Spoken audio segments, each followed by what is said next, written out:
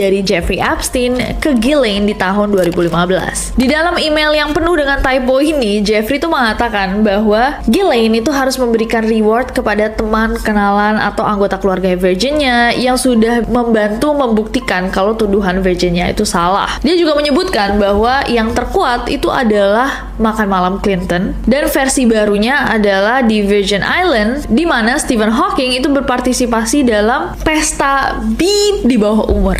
Nah, diketahui bahwa ternyata emang Jeffrey itu punya relasi guys sama Stephen Hawking. Jadi dia kenalan sama Stephen Hawking di tahun 2006. Gak lama sebelum Jeffrey akhirnya didakwa atas tuduhan-tuduhannya. Nah, Stephen itu salah satu dari beberapa ilmuwan yang diundang ke konferensi tentang gravitasi di Hotel Ritz-Carlton di Pulau St. Thomas. Nah, dalam konferensi tersebut, Jeffrey yang juga ikutan itu juga ngajak beberapa ilmuwan, datang juga dong ke pulau saya, Little St. James. Tapi di tahun 2020, 2 tahun setelah Stephen Hawking meninggal, lewat akun Twitternya, Virginia itu mengatakan bahwa dia tidak pernah personally didagangkan ke Stephen Hawking. Tapi emang berarti Stephen Hawking mungkin pernah datang ke Little St. James.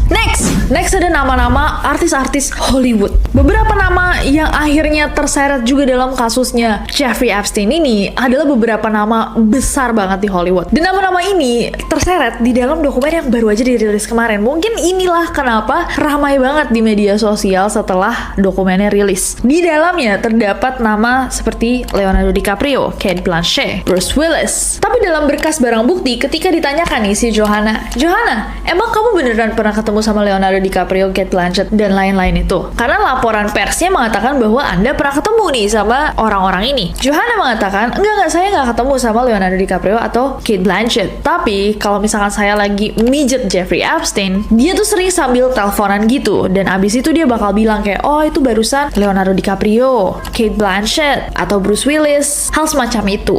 Gak cuma 3 nama itu guys, bahkan namanya Cameron Diaz itu juga ikut keseret, walaupun si Johanna juga sekali lagi bilang kayak, enggak sih, saya nggak pernah lihat dia di Epstein Island atau Little St. James, tapi si Jeffrey Epstein pernah ngomongin dia. However, Johanna juga bilang guys bahwa dia tuh sebenarnya sempat ketemu sama beberapa nama besar ini di rumahnya Jeffrey. Beberapa yang paling besar namanya adalah Michael Jackson dan pesulap David Copperfield.